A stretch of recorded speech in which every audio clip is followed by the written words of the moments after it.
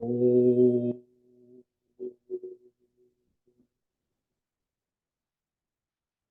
ओम नमो भगवते वासुदेवाय। ओम नमो भगवते वासुदेवाय। ओम नमो भगवते वासुदेवाय। ओम नमो भगवते वासुदेवाय। ओम नमो भगवते वासुदेवाय। ओम नमो भगवते वासुदेवाय। ओम नमो भगवते वासुदेवाय। ओम नमो भगवते वासुदेवाय। ओम नमो भगवते वासुदेवाय। ओम ओम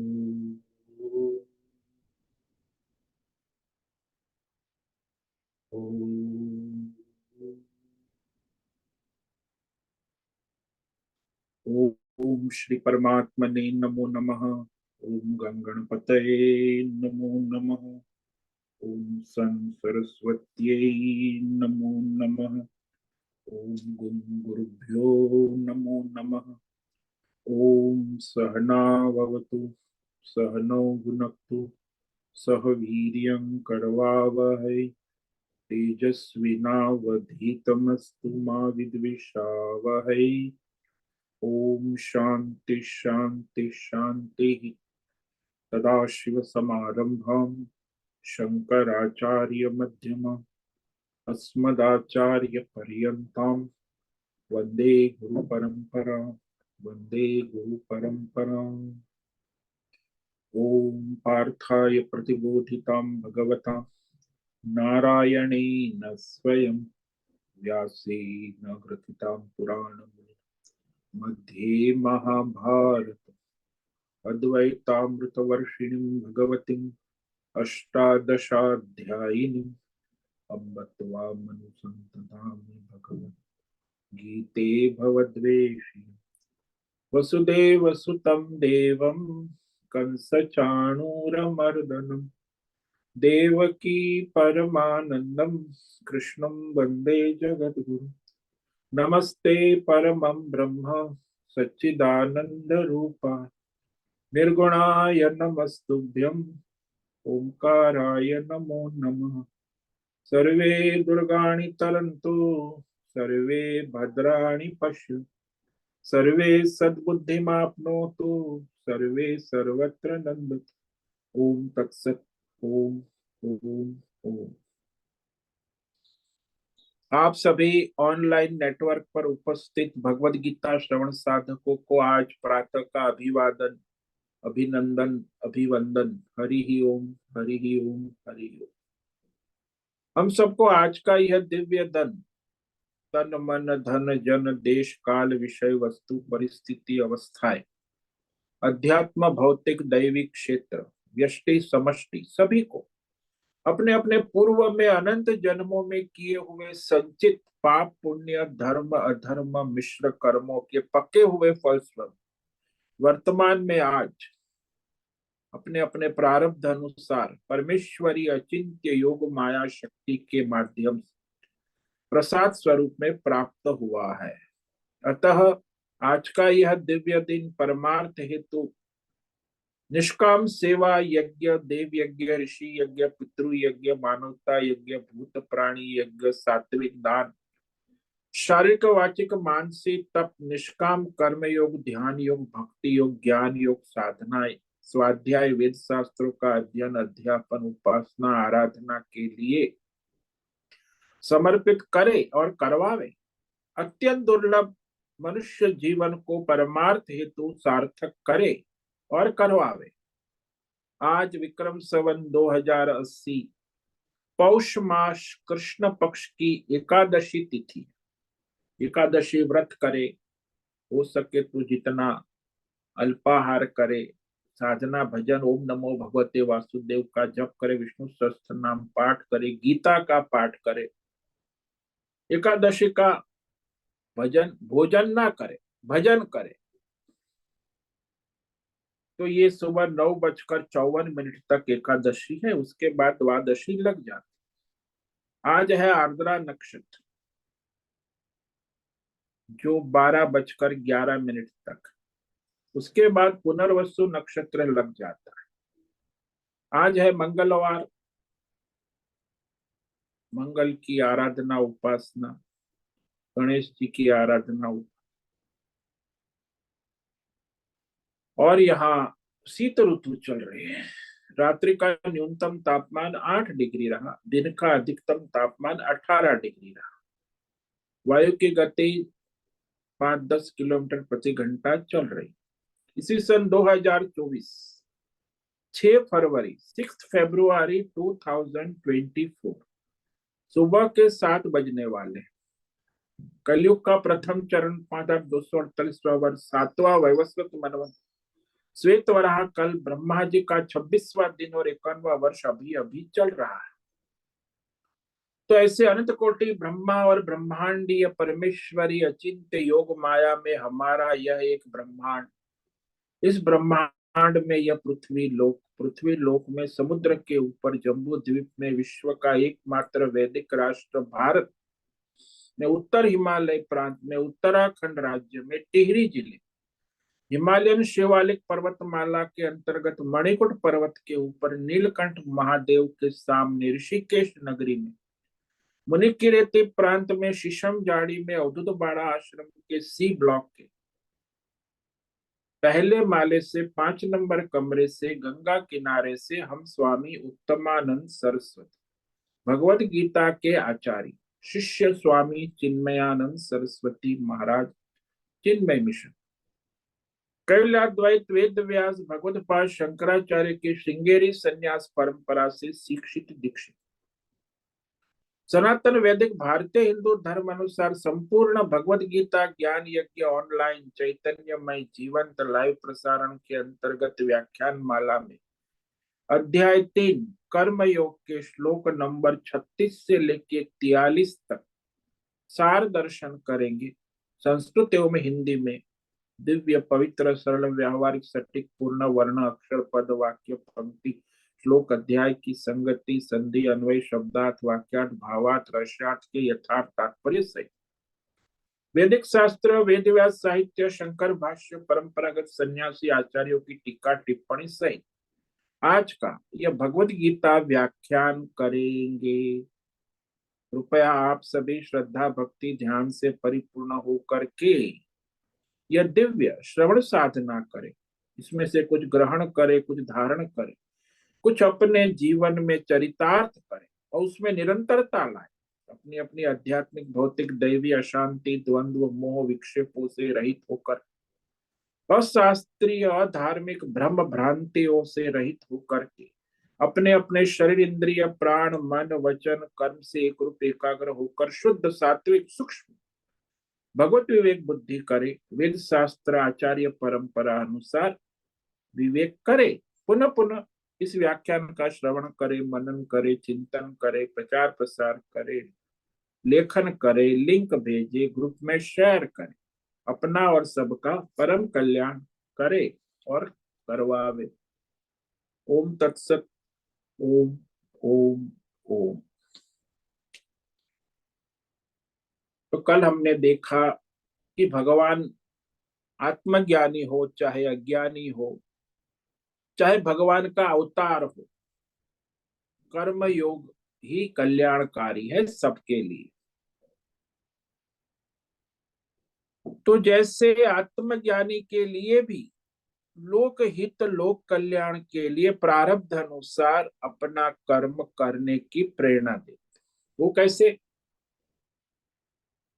कहते हैं जैसे जो अज्ञानी मनुष्य अपनी कामना से युक्त होकर फल में आसक्त होकर अपने कर्म करते हैं। ये सब सारी दुनिया में जो नौकरी करते हैं, दिहाड़ी करते हैं, बिजनेस करते हैं, कितना दिन रात 18 घंटा मेहनत करते हैं। अज्ञानी है, उनका लक्ष्य परमार्थ नहीं है, कामना और वासना की पूर्ति के लिए। और कामना और वासना की पूर्ति कैसे होती है? बोले पैसे से होती है। पैसा है तो कामना वासना सब प्राप्त हो जाती।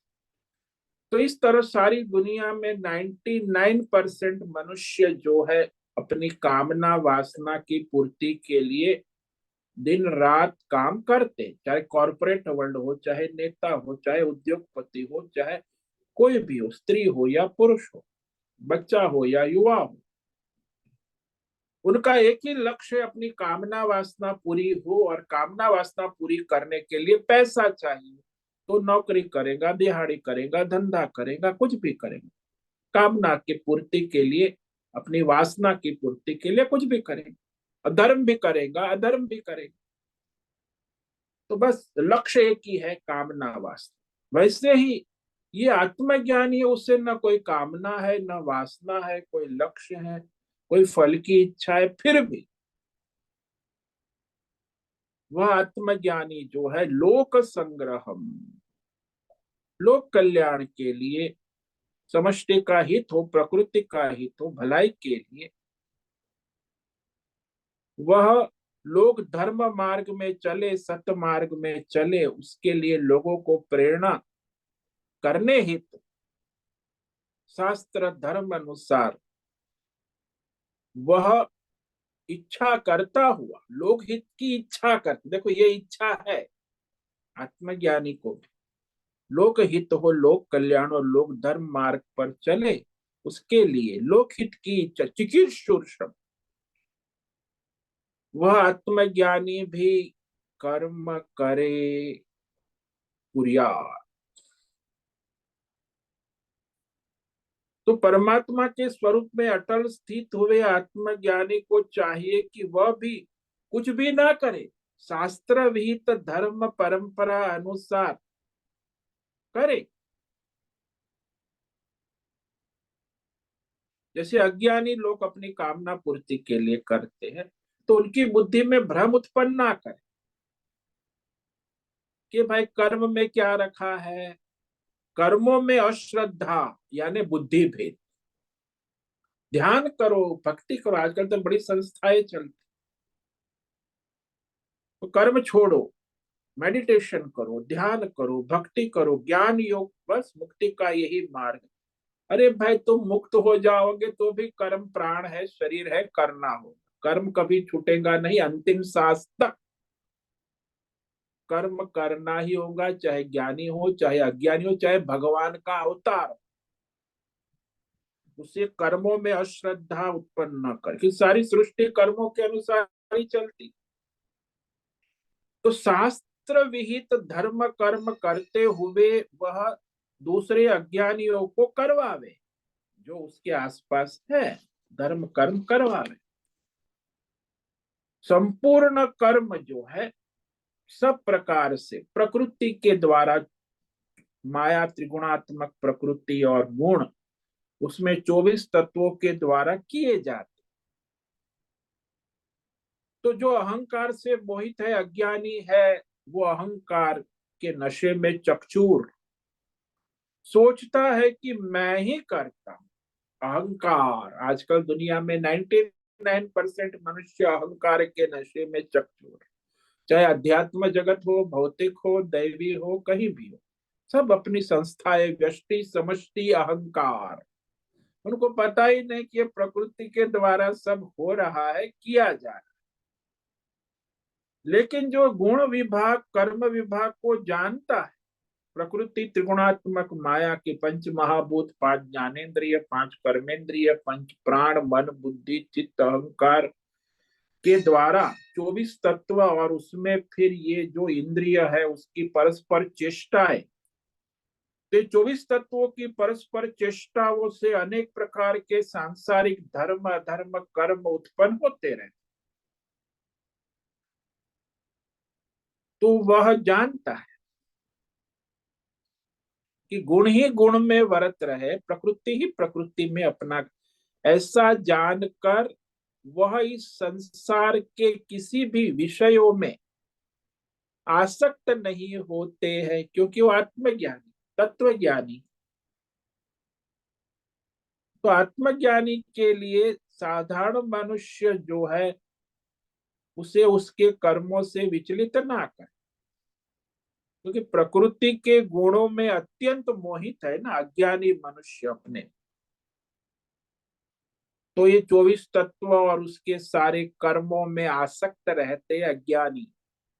तो जो पूर्णतया जानने वाला आत्मज्ञानी है, ऐसे अज्ञानी मंद बुद्धि मूर्खों को विचलित ना करे, उन्हें कर्म में लगाए और उसे कर्म योग के लिए प्रेरित करे। तो क्या सकाम कर्म में लगाए कि नहीं? नहीं, सकाम कर्म में तो है डूबे हुए, निष्काम कर्म में लगाए। वो कैसे करेंगे निष्काम कर्म? तो ये कह रहे भगवान कि उनकी बुद्धि भगवान में जोड़ने को प्रेरित करे। पर परमात्मा है, और फिर अपने सारे कर्म जो प्रारब्ध अनुसार स्वधर्म कर्तव्य कर्म है वो ईश्वर को समर्पित भाव से करे, फल की चिंता ना करे, फल की आशा ना करे, निष्काम होकर, निराशी निर्मम, मेरा तेरा भेद भ्रम छोड़कर मानवता के लिए, सबके हित भले के लिए, और संताप शोक विषाद टेंशन से रहित अपना स्वधर्म करे, युद्ध प्रारब्ध अनुसार अपना स्वधर्म कर्म करे। तो ये कर्म योग करे ऐसा भगवान, सकाम कर्म करे ऐसा नहीं भगवान गीता में। निष्काम ईश्वर समर्पित होके अपना प्रारब्ध अनुसार स्वधर्म कर्तव्य कर्म करे। जो कोई मनुष्य इसमें दोष दृष्टि से रहित होकर श्रद्धा पूर्वक यह निष्काम स्वधर्म कर्म योग करता है, इसका अनुसरण, वह संपूर्ण पाप पुण्य कर्म बंधनों से मुक्त हो जाते हैं, मुंचते, संचित कर्मों से भी मुक्त हो जाते। लेकिन जो नहीं मानते निष्काम कर्म योग और अपने कामना वासना के वश इस कर्म योग में दोषारोपण करते हुए इस कर्म योग ईश्वरापण बुद्धि से स्वधर्म नहीं कर, अपनी कामना वासना सकाम अचेतस, उसको मूर्ख कहा, अज्ञानी है। इंद्रियाराम, अपने कामना वासना इंद्रिय भोगों में लगा हुआ अविवेक, संपूर्ण ज्ञानों से मोहित है, न उसके पास भौतिक ज्ञान है, न अध्यात्म है, न दैव है, न परमा, सर्व ज्ञानों से मोहित मानो की वो नष्ट ही है। आजकल ये सब डॉक्टर इंजीनियर फेंजीनियर ये सब क्या है? बकवास, कुछ नहीं, न अपना कल्याण कर सकते न दूसरों का कल्याण। सब बड़े बड़े नाम बड़े दर्शन खोटे, नष्ट है। भगवान स्पष्ट कहते हैं कि जो कामना वासना वाला है वो अपनी कामना वासना से ही नष्ट है, भ्रष्ट है। जिसने ईश्वर को, प्रकृति को, समाज को, ईश्वर के लिए कुछ नहीं किया, जो स्वार्थी है वो तो मुर्दा ही है। मुर्दा दिल क्या खाद दिया करते हैं। और फिर भगवान ने कहा कि सभी प्राणी प्रकृति के अनुसार ही चेष्टा करते, ज्ञानवान भी अपनी प्रकृति के अनुसार चेष्टा करते। तो ये तो प्रकृति है, स्वभाव है, जन्म हुआ है। तो फिर क्या करे? बोले वो तो प्रकृति के अनुसार ही करेंगे, लेकिन उसमें अपना स्वधर्म करते समय दो शत्रु है, उसे बचने को कहा कि इस राग द्वेष रूपी शत्रु के वश में ना आ जाए। क्योंकि इंद्रिय और मन और ये जो है उसमें ये दो शत्रु बैठे हुए, ये भगवान ने कहा ना, राग और द्वेष। व्यवस्थितों का, व्यवस्थितों का मतलब है छिपे हुए, दिखते नहीं है उसको कोई दिखता ही नहीं। जब डाकू होता है छिपा, रास्ते में छिपे हुए डाकू होते, फिर लूट लेते हैं, रास्ते से भटका देते हैं।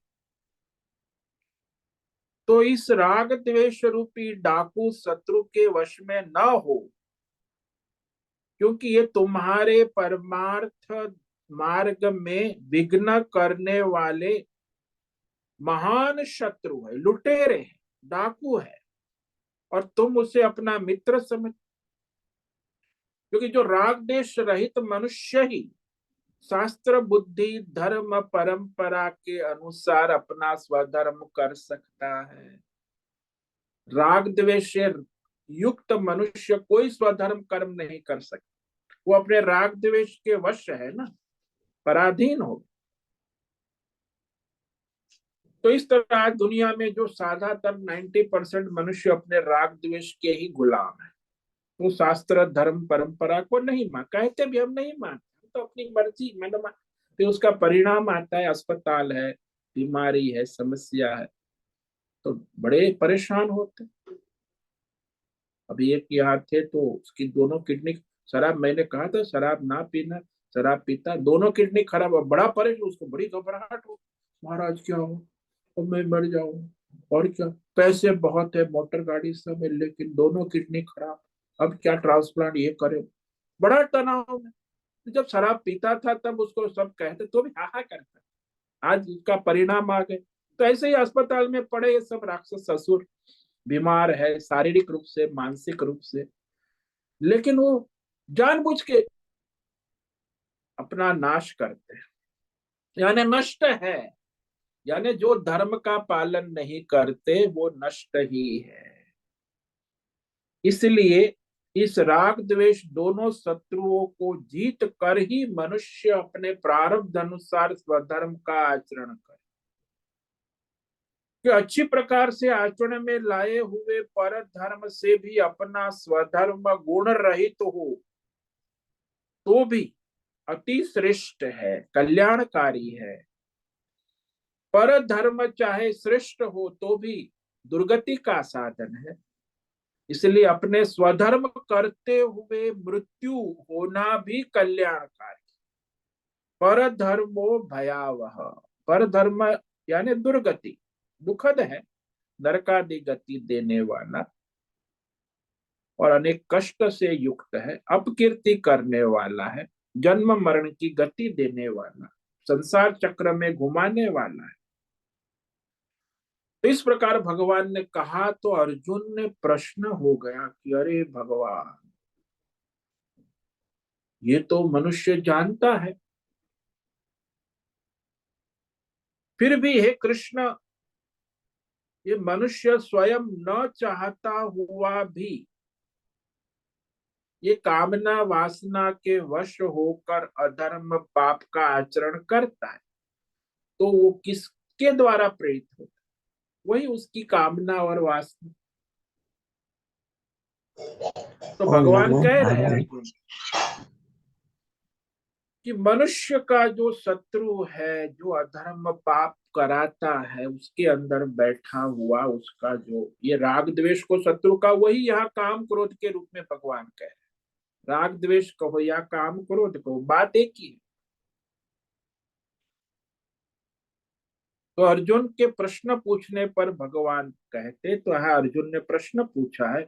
श्री अर्जुन उवाच अथ केन प्रयुक्तोऽयं पापं चरति पूरुषः अनिच्छन्नपि वार्ष्णेय बलादिव नियोजितः। अर्जुन ने पूछा कि हे कृष्ण, अथ, तो आपने तो बड़ा कह दिया कर्मयोग का रहस्य का, लेकिन फिर ये मनुष्य स्वयं न चाहते हुए भी अनिच्छन्नपि बलात्, बलपूर्वक, नियोजित, प्रेरित किया जाता है, नियोजित किया जाता है, और नियोजित होकर वो पाप अधर्म करता है, बुराई करता है, अधर्म करता है, आचरण करता है। तो कौन है जो उसे प्रेरित करता है, किसके द्वारा प्रेरित होता है? कई बार संसार में हमने कहा, कई लोग कहते धर्म के द्वारा प्रेरित होता है, कोई ईश्वर प्रेरित करता है, कई लोग कहते प्रारब्ध से प्रेरित होता है, कई लोग कहते परिस्थिति से प्राप्त होता है, कई लोग कहते कुसंग से प्रेरित होता है, कई लोग कहते रीति रिवाज से प्रेरित होता है, कई लोग कहते समाज से प्रेरित होता है, कई लोग कहते सरकारी कायदे कानून से प्रेरित होता है, कई कहते दैवी शक्ति से प्रेरित। अरे बड़े विचारधाराएं चलती, तो सब भगवान की ये लौकिक विचारधारा है। भगवान क्या कहते, मनुष्य अधर्म पाप किसके द्वारा प्रेरित होकर करता है? तो भगवान कहते हैं, श्री भगवान उवाच, काम एष क्रोध एष रजोगुण समुद्भव, महाशनो महापाप्मा विद्येनमिह वैरिणम। अर्जुन के प्रश्न पूछने पर भगवान ने कहा, रजोगुण समुद्भव, ये रजोगुण से उत्पन्न होता है। अप्राप्त देश काल विषय भौतिक अध्यात्म देह विषय प्राप्त करने के लिए जो प्रवृत्ति होती, उस विषय को प्राप्ति के लिए अनुकूल करना है, देश काल विषय, उसी से रजोगुण उत्पन्न। और वह रजोगुण से उत्पन्न काम ही, यानी विषय इच्छा, विषय कामना और क्रोध। तो काम का मतलब है किसी भी भौतिक विषय, आध्यात्मिक दैवी विषय प्राप्ति की प्रबल इच्छा, ये मुझे चाहिए ही, इसी को काम कहते। और जो नहीं मिल रहा है तो क्रोध, और इसका कभी पेट नहीं भरता, महाशनु,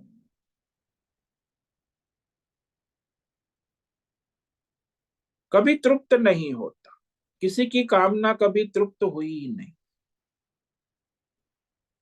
मनुष्य विवाह करता है कि बस मेरी एकमात्र जीवन की कामना है कि मेरी प्रेमिका, प्रेमी पत्नी हो, विवाह कर लेता है। तो क्या कामना पूरी हो जाए? अरे कामना तो शुरू हुई महाराज, फिर आगे देखो क्या क्या नाटक होता है, पूरा जिंदगी उसी में डूब जाता है।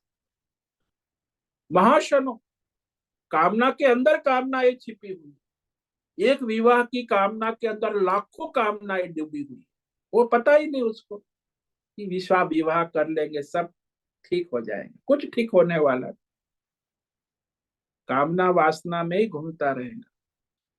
तो एक कामना में भी अनेक कामनाएं डूबी हुई होती, इसलिए कामना का पेट कभी भरता है, इसलिए इसे महापापी कहा। इस विषय में देखो, वही मानुष की शत्रु है।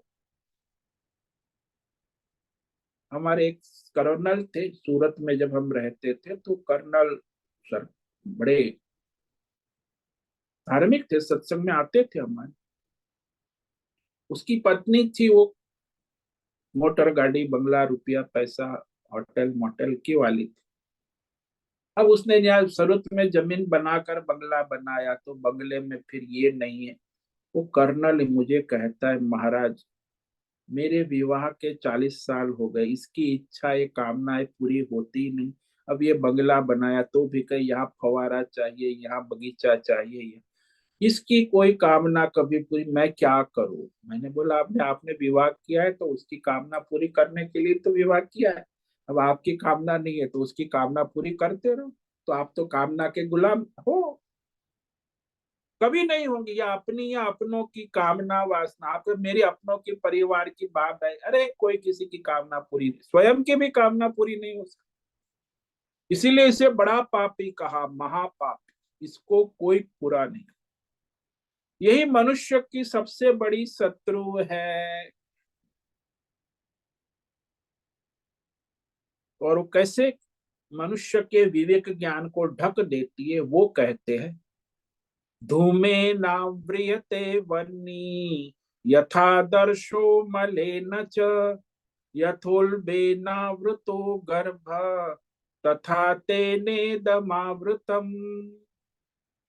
जिस प्रकार धुएं से अग्नि ढका है, जिस प्रकार मैल से दर्पण ढका है, जिस प्रकार गर्भ से, चमड़े से गर्भ ढका है, वैसे ही काम के द्वारा विवेक ज्ञान ढका रहता है।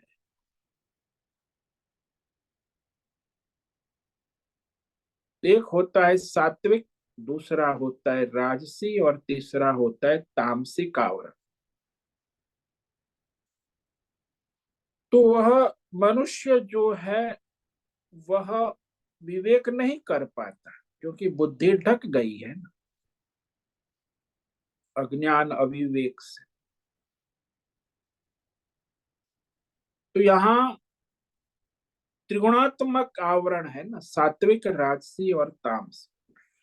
सात्विक आवरण तो ये तो जल्दी दूर हो जाता है, राजसी आवरण है जैसे मैल में दर्पण, और तामसी आवरण है जैसे चमड़े में गर्भ ढका रहता। तो इस प्रकार मनुष्य संसार के अंदर कामना के वश रहता है।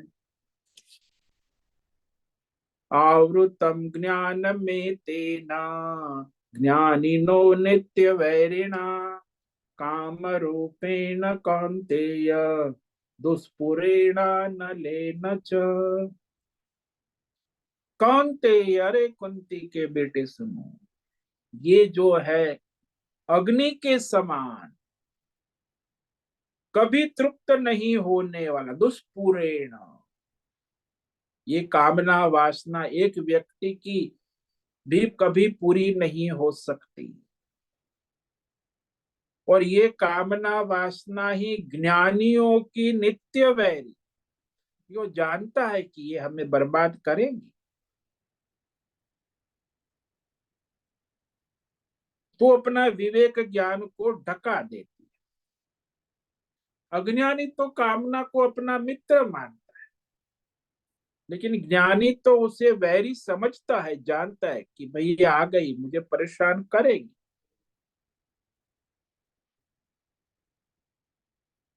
तो दोनों में फर्क है। वो शास्त्र है, जानता है, उसके परिणाम को भी समझता है, फिर भी वो कामना के वश हो जाता है। कहते भी है कि मत करो कामना, तो भी वो करता है। अज्ञानी तो करता है, ज्ञानी भी जानता है कि ये ठीक नहीं, फिर भी होता है, करता है। तो इस तरह उसकी विवेक बुद्धि, जब कामना आ जाती है ना, तो बुद्धि का सारा ज्ञान, सत्संग सुना भराया, धर्म कर्म सब ढक जाता है। कामना सबको ढक देती है, बुद्धि को, विवेक को, ज्ञान को, सत्संग को। बड़ा, कई लोग बड़े बड़े विद्वान, व्यास का एक शिष्य था जैमिनी, तो वो भगवान व्यास जी को कहते मुझे काम का, अरे बोला तुम रहने तो, अभी तुम स्वाध्याय विद्यार्थी हो, पढ़ो। बोले नहीं नहीं मुझे, तो बोला ठीक है। तो उसे व्यास जी ने कहा जाओ खेत से लकड़ी ले आओ, तो लकड़ी ले। तो वहां रात में बहुत वर्षा हो गई, तो शाम को आ नहीं पाया, पानी भर गया था। तो वहां कहीं झोपड़ी में रह गया रात में। तो वहां कोई सुंदर युवती आ गई, तो वो भी कहाँ गई होंगी जंगल में, तो लेने लकड़ी, तो अरे आ जाओ आ जाओ। अब वो जो है उसका शिष्य, वो सुंदरी को देखकर मोहित हो गए। बोले हाँ तुम बड़ी सुंदर हो, अब मैं तुम्हारे साथ विवाह। अरे भाई तू कहाँ पड़ रहा है इस चक्कर में। लेकिन तब वो शिष्य को पता नहीं था कि वो कौन था। वो सुंदरी उसके गुरुजी ही बन के आए थे। बोला देख लिया, ये तू बड़ा कहता है कि कामना से, अरे कामना तो तुम्हें घुमाएगी। तो ज्ञानियों को भी नित्य वैरी, और सबसे बड़ी कामना यही है, काम यानी वासना। चाहे पांचों इंद्रियों की वासनाएं होती है, एक खाली सेक्स को मत समझो, इंद्रिय स्त्री पुरुष संबंध, बहुत सारी पांचों इंद्रियों की कामनाएं। कर्मेंद्रिय, दसों दस इंद्रियों की कामनाओं का बहुत लंबा लिस्ट है, उसका कभी पूरा ही नहीं हो सकता। आंख का देखना, कान का सुनना, जतिन जननेन्द्रिय का संभोग करना, कान का सुनना, ये कभी खत्म ही नहीं हो, उसकी कामना चालू ही रहती। दसों दस इंद्रिया कामनाओं को लेकर बैठी, और वही ज्ञान को ढक देती। वो कह रहे आगे, इंद्रियाणि मनो बुद्धि अस्याधिष्ठान मुच्यते एतैर्विमोहयत्येष ज्ञानमावृत्य देहिनम्। ये 10 इंद्रिया मन और बुद्धि में ही सारी काम वासना का निवास है, एड्रेस। सभी अनंत कामना और वासना रहती है, ऐसा उसको अधिष्ठान उच्चते का निवास। और इस मन बुद्धि और 10 इंद्रियों के द्वारा ही मनुष्य के सारे सत्संग ज्ञान धर्म कर्म धरा का धरा रह जाता, ढक कर उसके ज्ञान को विवेक को सत्संग को ढक कर वह जीवात्मा को मोहित करती रहती है, विमोहित विशेष रूप से। अरे क्या है, अभी ये कामना पूरी हो जाने के बाद मैं सत्संग करूंगा, साधु बन जाऊंगा, भगवान का भजन करना है बस, और क्या कर, बस इतनी मेरी कामना पूरी हो जाए। अरे तेरी कामना 100 जन्म में भी पूरी नहीं होगी, लेकिन वो कामना के वश में आ गया तो ऐसे ही वो मोहित हो जाता। महाराज सत्संग तो करना है, लेकिन अभी क्या है, पोते को स्कूल जाने का टाइम होता है मुझे, पर आपका सत्संग तो हम कहाँ आपका सत्संग करेंगे, पहले पोते को स्कूल बस में छोड़ने जाना होता है। अरे टाइम कहाँ है, तो ये कामना है वासना है, न कर्तव्य न करना भी वो करता है, वासना कामना कुछ भी करती।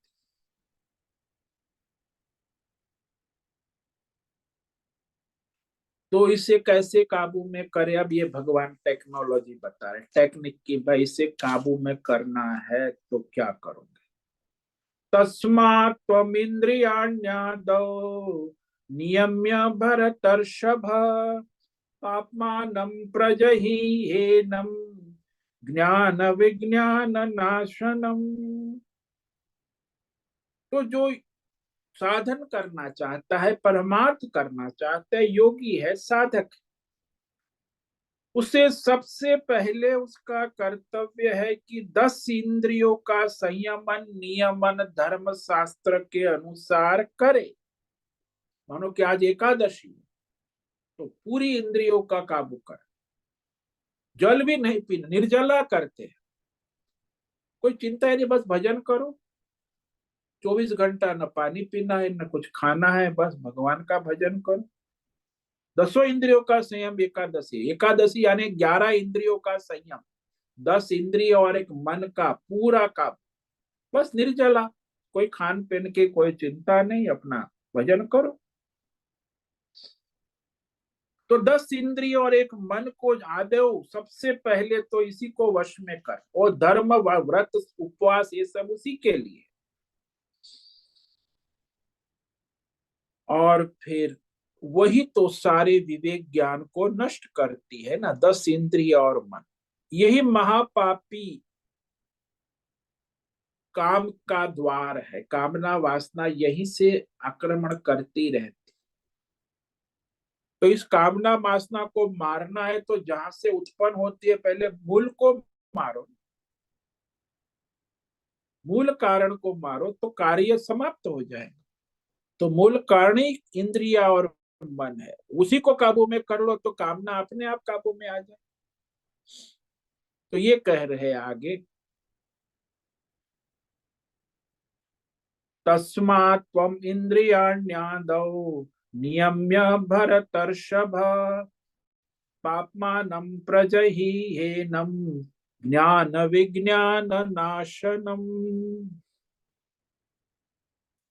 तो इंद्रियों को वश में करो, मन को वश में करो, और ये आपके जो ज्ञान विज्ञान सत्संग सब सुना है, धर्म कर्म की बातें सुनाते रहे, वो सब करो, ज्ञान विज्ञान। ये महापापी जो है कामना और वासना, उसे अवश्य काबू में करो। प्रजहि का मतलब है प्रकर्षेण जही, परित्याग करो, भली भांति जीत लो। जो शत्रु होता है ना, या तो उसे काबू में करो, वश में करो, या तो फिर उसे मारो।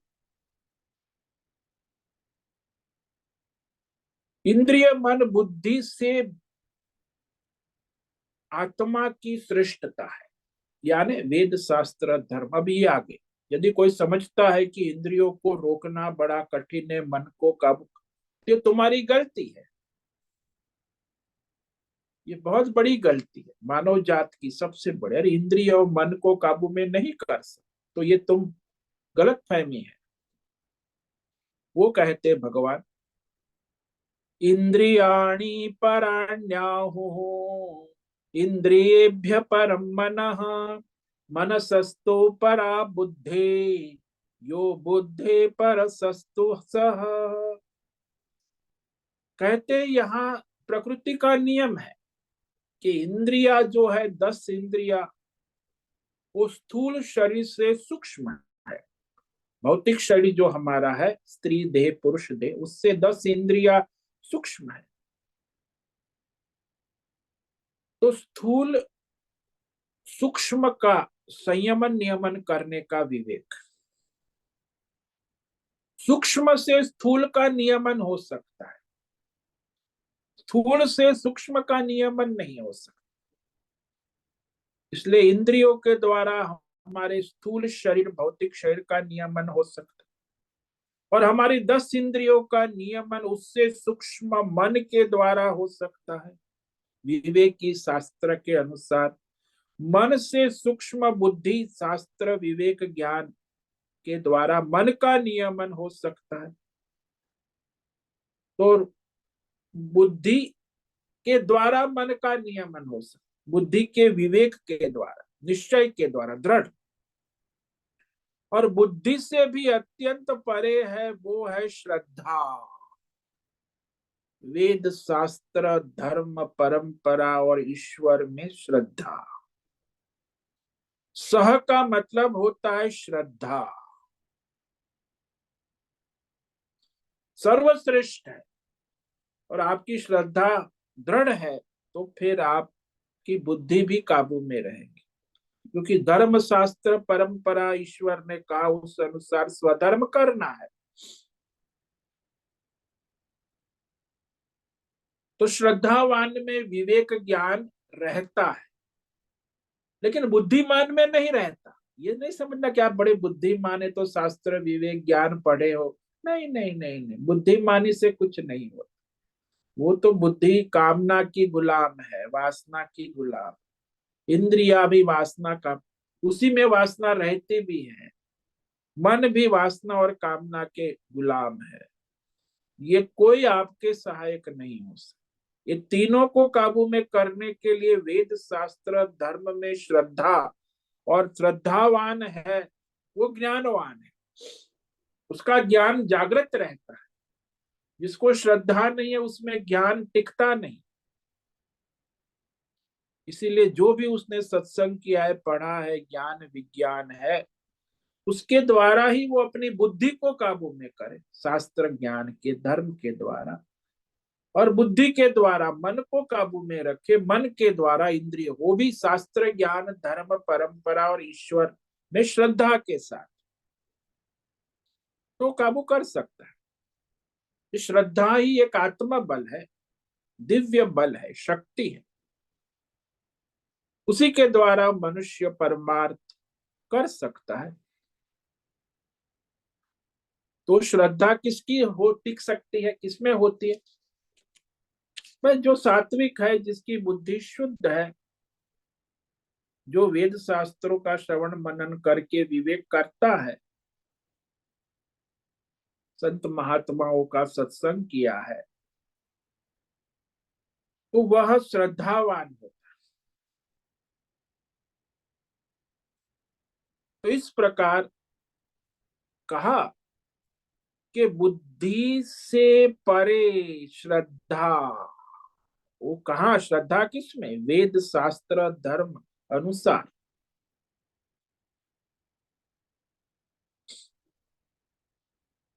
तो वह जो श्रद्धा है, उसके द्वारा तुम इससे काबू में करो, यानी इस कामना वासना रूपी शत्रु को मार दो। धर्म के अनुसार चलो, शास्त्र के अनुसार चलो, परंपरा के अनुसार चलो। एवं बुद्धे परम बुद्ध्वा संस्तभ्यात्मानमात्मना जहि शत्रु महाबाहो काम रूपम दुरासदम।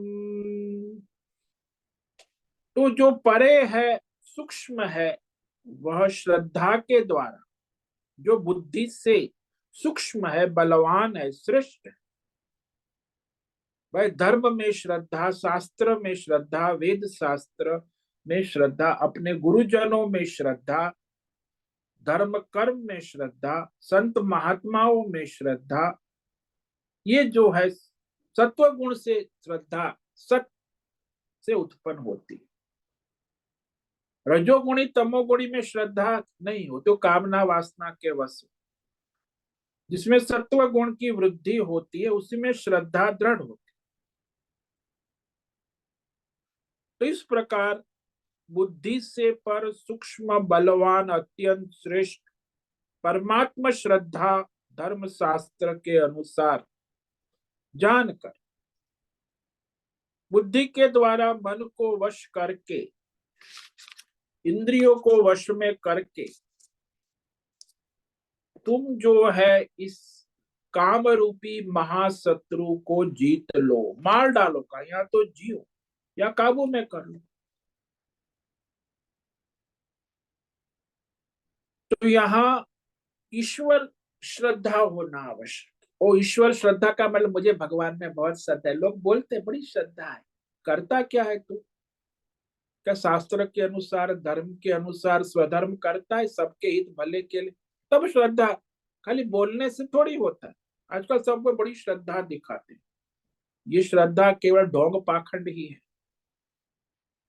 जीवन में शास्त्र धर्म ईश्वर समर्पित भाव से श्रद्धा देखनी हो तो देखो मीराबाई को, श्रद्धा देखनी हो तो देखो कबीर को, श्रद्धा देखनी हो तो देखो नरसिंह मेहता को, श्रद्धा देखनी हो तो देखो रामकृष्ण को, श्रद्धा देखनी हो तो देखो विवेकानंद को, शंकराचार्य को, सन्यासियों को, जो आत्मज्ञान।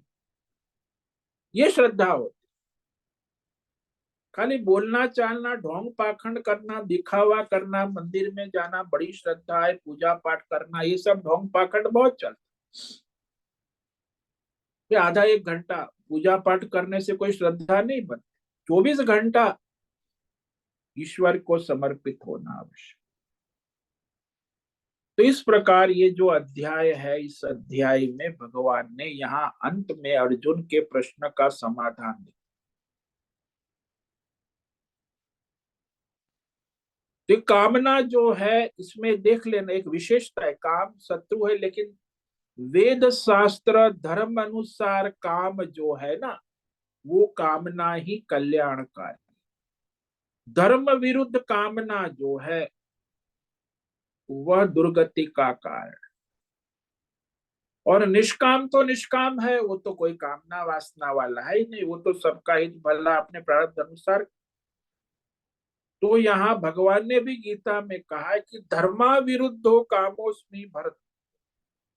मैं जो ईश्वर के निर्धारित वेद शास्त्र के अनुसार, धर्म के अनुसार, परंपरा के अनुसार जो कामना है स्वधर्म कर्म हेतु, वो कामना मेरा ही स्वरूप। लेकिन जो धर्म के विरुद्ध है वो तामसी और राजसी कामना है, वासना, भौतिक अध्यात्म दैव व्यष्टि समष्टि, जो अहंकार से प्रेरित कामना वासना है, वही शत्रु है। भाई शास्त्र से प्रेरित, धर्म से प्रेरित, ईश्वर से प्रेरित कामना वासना तो सबका कल्याण करती, वो धर्म है।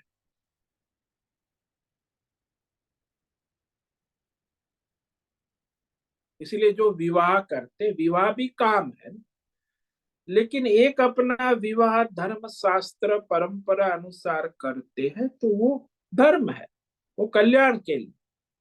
लेकिन जो ये आजकल इंद्रिय आंख मिल गई और इंद्रिय मिल गई तो विवाह लव मैरिज हो गया, फ्रेंडशिप और फिर लव, फिर मैरिज, आज का नया आधुनिक मॉडर्न जमाना।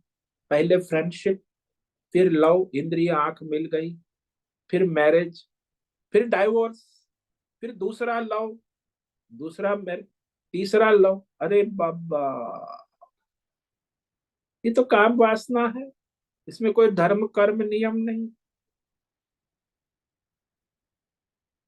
तो धर्म के अनुसार काम ना करे और वही मनुष्य को परमार्थ के ओर ले जाते। तो ये काम का तीन स्वरूप हो, एक तो निष्काम जो ईश्वर को समर्पित, दूसरा है धर्म के अनुसार कामना, और तीसरा है धर्म के विरुद्ध कामना वासना, अधर्म, जो आजकल 90% मनुष्य अपनी कामना वासना के ग्रस्त है, जिसकी कामना वासना धर्म शास्त्र परंपरा के अनुसार नहीं है, तो उसके निष्काम कर्म कहां से करेगा। तो अधर्मी है वो निष्काम कर्म सुनेगा, अरे ये तो सब बकवास है, ढकोसला, निष्काम निष्काम कुछ होता नहीं। वो तो अधर्म, दुर्योधन को कहो कि तू निष्काम कर्म, दुर्योधन कहेगा भगवान आप पागल हो गए, मुझे सलाम मत दो, मैं तो कामना वासना हो हस्तिनापुर का राज्य मुझे ही चाहिए। तो ऐसा है। तो जो अधर्मी है उसके लिए तो कोई निष्काम, तो धर्मात्मा है वो धर्म कर्म से अपनी कामना पूरी करता है, तो वो भी एक समय आता है उसे कि वो ईश्वर की ओर देखता है। तो इस प्रकार ये संभावना है, जो धर्मात्मा है धर्म के अनुसार कामना करता है, जैसे इसलिए अर्जुन को भगवान ने संभावना देखी कि ये धर्मात्मा है, ईश्वर की ओर देखने वाला है, तो उसे कर्मयोग का उपदेश किया, दुर्योधन को नहीं कर सकते। तो इस तरह इस शत्रु को जीत ले और अपना परमार्थ करे। तो आज ये अध्याय 3 का सार दर्शन समाप्त होता है। तो कल चतुर्थ अध्याय की प्रस्तावना करेंगे, प्रारंभ करेंगे, अध्याय 4 ज्ञान कर्म संन्यास योग। तो इसमें जिसको लाभ लेना है आप तो ले ही रहे, दूसरों को भी प्रेरित करें कि सुबह आ जाए, और बाद में भी ऑडियो वीडियो प्रचार प्रसार करें, लिंक भेजे ग्रुप में कि भाई कल्याण आपका अपना करें, केवल अपने तक सीमित ना रहे, प्रचार प्रसार और अभ्यास प्रेरणा देते रहे। 100 को कहेंगे तो 1-2 लोग तो आ ही जाएंगे कुछ। तो इस तरह अपना सेवा परमार्थ, ये भी कर्म योग है, परमार्थ सेवा है, लोक संग्रह है, कर्म योग है। तो इस अध्याय को समाप्त करते सार दर्शन। ओम तत्सदिति श्रीमद् भगवद गीतासु उपनिषत्सु ब्रह्म विद्यायाम योग शास्त्रे श्री कृष्णार्जुन संवादे कर्म योगो नाम तृतीयोध्याय संपूर्ण। ओम तत्सदिति भगवद गीता भगवान के द्वारा गाया हुआ वेद शास्त्रों का सार, उपनिषद ब्रह्म विद्या परमार्थ विद्या सभी योगों का शास्त्र, कर्म योग ध्यान योग भक्ति योग ज्ञान योग का शास्त्र, भगवान नारायण श्री कृष्ण और नर मनुष्य धर्मात्मा मनुष्य के बीच का संवाद, निष्काम कर्म योग नाम का ये तृतीय अध्याय संपूर्ण। तो मूल जो है पहले दूसरे तीसरे अध्याय में 5 ही विषय है। पहले अध्याय में अर्जुन का मोह विषाद शोक और संसार का निरूपण है। दूसरे अध्याय में भगवान ने स्वधर्म का बोध दिया, निष्काम कर्म योग स्वधर्म करने की प्रेरणा दी, आत्मज्ञान का उपदेश दिया और आत्मज्ञानी के जीवन मुक्ति के लक्षण भी कहे। तो बस यही 5 विषय है संसार के। मोह और राग विषाद शोक होता है, जहां मोह है वहां शोक है, विषाद। उसके निकलने का रास्ता आत्मज्ञान है, और फिर अपना स्वधर्म करने का रास्ता निष्काम कर्म योग है, और निष्काम कर्म योग के द्वारा आत्मज्ञानी मुक्त हो जाता है, तो जीवन मुक्ति का आनंद लेता है। ओम नमो नारायणाय, ओम नमो नारायणाय, ओम नमो नारायणाय, ओम नमो नारायणाय, ओम नमो नारायणाय। कायेन वाचा मनसेन्द्रियैर्वा बुद्ध्यात्मना वा प्रकृते स्वभावात् करोमि यद्यत् सकलं परस्मै नारायणायेति समर्पयामि। ओम सर्वे भवन्तु सुखिनः, सर्वे सन्तु निरामयाः, सर्वे भद्राणि पश्यन्तु मा कश्चित् दुःखमाप्नुयात् अस्तु मा सद्गमय तमसो मा ज्योतिर्गमय मृत्योर्मा मृतंगमय। ओम पूर्णमद पूर्णमिदं पूर्णात् पूर्णमुदच्यते पूर्णस्य पूर्णमादाय पूर्णमेवावशिष्यते। ओम शांति शांति शांति। शंकरं शंकराचार्यं केशवं बादरायणं सूत्रं भाष्यकृतौ वन्दे भगवन्तौ पुनः पुनः।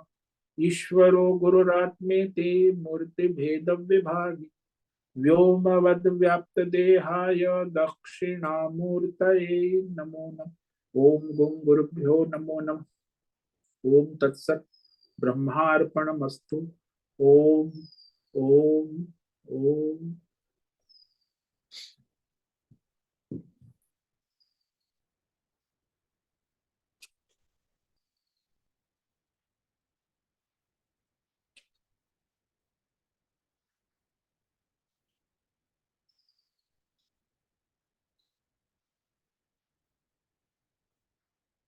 पांच मिनट है, किसी साधक को कोई प्रश्न है पूछ सकते।